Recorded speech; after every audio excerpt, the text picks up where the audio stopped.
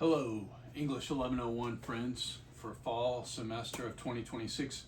This video is a short and as quick as possible guide through the syllabus for the course, and by that I mean the simple rules and guidelines of the course. I'm going to walk you through the syllabus. You go right here to where it says syllabus, click on that, and what you should get is the simple syllabus link here. I'm going to go through this. This is the guidelines, the sort of rules and structure for this course, and then there will be a separate video that will go over the schedule and assignments so that you don't just have a big long video. You take these two videos together and it should give you that traditional first day block of information, but I'm going to break it into two pieces: the schedule and assignments, and then this video, which is the syllabus, the sort of rules and guidelines. This is English 1101 full session here, 9W if you happen to need that number, and then 80606 is the CRN, the Highland CRN. This class is a composition course focused on skills required for effective writing in a variety of contexts with an emphasis on exposition, analysis, and argumentation. This class has those three components: exposition, which is the sort of who, what, when, and where kind of writing, and that's where we're going to start with, the first kind of writing we will do. Analysis, which is in the middle of the class, and then argumentation, which is analysis answers how did this work, how did this happen, and argumentation asks and answers why should I do this, why should I agree with you. That will be the last two papers that we write at the end of this semester, and so there's three sections or pieces or aspects to this class: the exposition, analysis, argumentation. For the readings and assignments for this class, you should read the assigned work thoroughly. When you jump over to the schedule, you will see the assigned readings, and it will look like a lot, but what you really need to read is simply the assigned readings, and I will give you a guide to that each week posted as an announcement. And so you probably want to start each week just by jumping into those announcements. Most of what we're going to read should work as a model for you, a model for the kind of writing I'm going to ask you to do for the particular assignment we're going to do that week, or that section, that module, if you want to think about it in in the D2L format and structure. But the readings enhance your reading comprehension and your critical thinking skills, and they, as I just said, should serve as models for the kind of writing you'll be asked to do for each assignment. When I need to communicate with you, I will post a D2L announcement, and I will share a GHC Outlook email about coursework. I tend not to try as much as possible not to use D2L email. It's just not user friendly. There's a bunch of pop-ups involved, a bunch of layered pop-ups to it that I just do not like. And so I use GHC Outlook email. Often I use that to receive and return papers.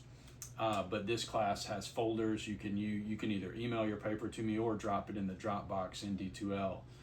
But I try not to use D2L email if I can avoid it. And I hope you will join me in that. And when you if you decide to turn in work as an email, please send it as an attachment, as a docx attachment, not a shared document, anything like that. However you turn in the papers, the work for this class, they should be typed with 1-inch margins, 12-point standard font, double spaced, with the top of the first page, with your name on the top of the first page and the date and the assignment. So John Smith, August 25th, film analysis paper or something like that. Papers need titles, as you see right here. That should be followed by the title of the paper. All formal papers, and we'll do 7 of those this semester, ranging in length from 500 to 900 words. But formal papers need a title, not paper 2 or research paper, but some kind of topic specific title. Although we will not meet in class, you should always feel free to ask any kind of writing related question that you want to. Please don't keep yourself from asking a question or being in touch with me because you're afraid it will sound obvious or unsophisticated.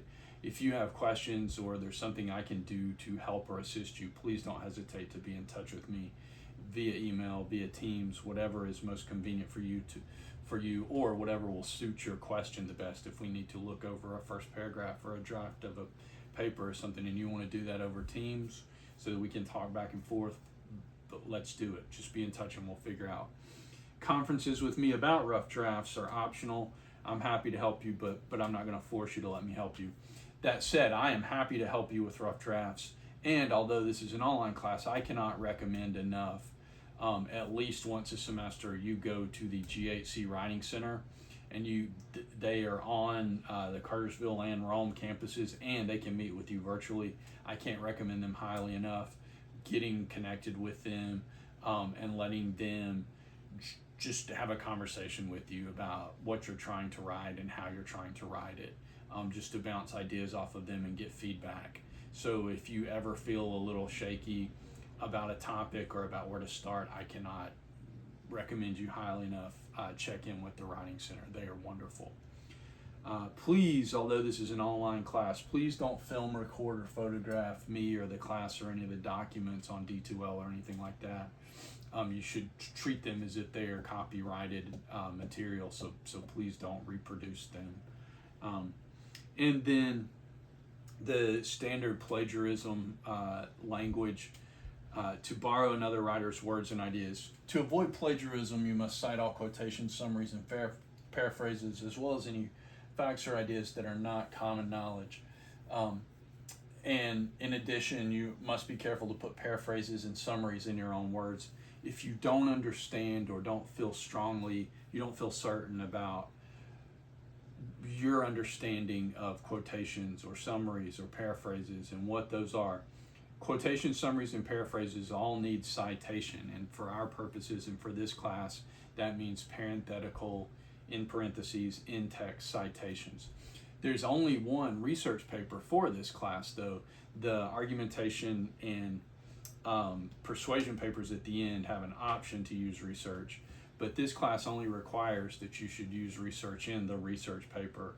And so you should only need to cite, to source and cite one time technically in this class.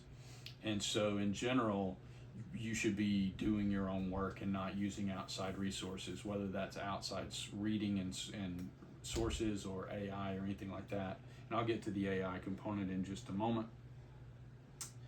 And here we are, using and abusing AI, large language models, ChatGPT, that kind of thing.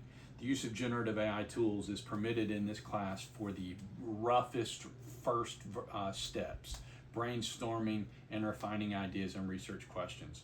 Draft, the roughest of rough drafts and brainstorms. After that, the use of generative AI tools is not permitted for impersonating you in classroom contexts, writing a draft of a writing assignment once you get beyond that rough draft of ideas, or writing entire sentences, paragraphs, or papers to complete class assignments. I treat this as if it's an exercise class, a fitness class, and if you're not doing the exercises yourself, you are missing the fitness, and you're either because you're not capable of doing it or not willing to do it. And so what I am grading in part is your exercising, your working of the assignments. And so if you are using AI to not do the process of the work associated with writing, then you're simply missing the point of the class, or at least part of the point, the process part. And then here's the course, the grade breakdown. There are 7 major essays, as I just mentioned. Those are 10% apiece. That gives you the 70%. And then the exams and workshops and in-class assignments. There will be 4 exams in this class. They will be done sort of freely in your own time. There are 5. You will write responses to each other's papers. You will write 10 of those. You'll do 2 at a time, 5 times, and those will account for 10% of that final grade. The exams will give you 10%. The workshops, those 10 responses you write to each other's papers, will give you 10%. And then the last 10% will be a kind of, you will do a revision of one of your papers, and it will be a kind of class participation grade that will just involve me checking to be sure you have accessed various modules and assignments. And so that's the grade breakdown for this class. If you don't know me, and since this is 1101, I often don't know many of you and you don't know me, my name is Jake Sullins. There is a module about me in the start here. module, but I'm a professor of English here. This is my 20th year here. My email is jsullins@highlands.edu. My office is on the Cartersville campus, up on the top floor of the A building. It's A320B up there. There's my phone number in my office there. I'm in there Monday, Tuesday, and Wednesday, and sometimes Thursday, but I'm also available on Teams most afternoons. I've got 2 small kids, and so often I am busy shuttling them around in mornings, but I'm available to you in the afternoons much more quickly. That is often when I sit down and just start answering emails and firing back emails if I was not able to in the morning. But that is the basic, because this is an online course, that is the basic grade breakdown for this, informational breakdown for this class. If you have any questions beyond that, please don't hesitate to be in touch with me. Here's the attendance, and this is relevant especially for the non-attendance. You will need to access the courses and turn in work, because we won't do class attendance in the traditional sense since this is an online class, but I will check D2L for reading and viewing completion on particular assignments. Here is the typical standard grade breakdown for all of the assignments. There it is, broken down into a more precise and specific chart right there. And then papers are graded holistically, and that means that I take into account everything from form and structure, like the title, the paragraph, the thesis, content, what you got to say and how well you say it, how clearly you say it, as well as basic writing skills like grammar and punctuation and sentence structure, run-ons, those kinds of things. And so I take all of that in holistically together. Late work, the due dates for assignments are listed on the syllabus and in D2L, and so generally I don't accept late work, but in extenuating circumstances, and if you get in touch with me before the fact and say, hey Sullins, I've got to work tonight, can I turn this in tomorrow morning or tomorrow afternoon, we can almost always work something out like that. Again, especially we need a little flexibility because this is an online course, but please let me know if something's due at 10 o'clock on Wednesday night and you're emailing me at 9:50, I feel less inclined to be flexible about that than if you were, Wednesday morning saying, hey, I see that I've got to work tonight, can I have another day or something like that. Here is the schedule. Again, it will be covered in a separate video where I go through the schedule and the assignments, just so that you don't have one gigantic chunk of video here. There's the same AI information because the simple syllabus duplicates it in 2 different sections. And that gives you all the basic information that we should need. If you need particular accommodations, disability or support accommodations, you should get in touch with Student Services to formalize that. You can get in touch with me and I'll be happy to work with you. But if you need a fan, if you know what that is and need a fan, go through Student Support Services. And if you don't know how to contact them, just let me know and I can connect you with them. If you have any questions or concerns right here at the beginning or at any time as we go through the semester, please don't hesitate to be in touch with me. I'm here to help you and support you and help you succeed in this class. But that should give you a basic framework, a syllabus, some syllabus guidelines for the course and how we will proceed. Again, for the day-to-day flow, there will be a separate video for the schedule and assignments. But I hope this is helpful and useful to you, and I look forward to reading your work.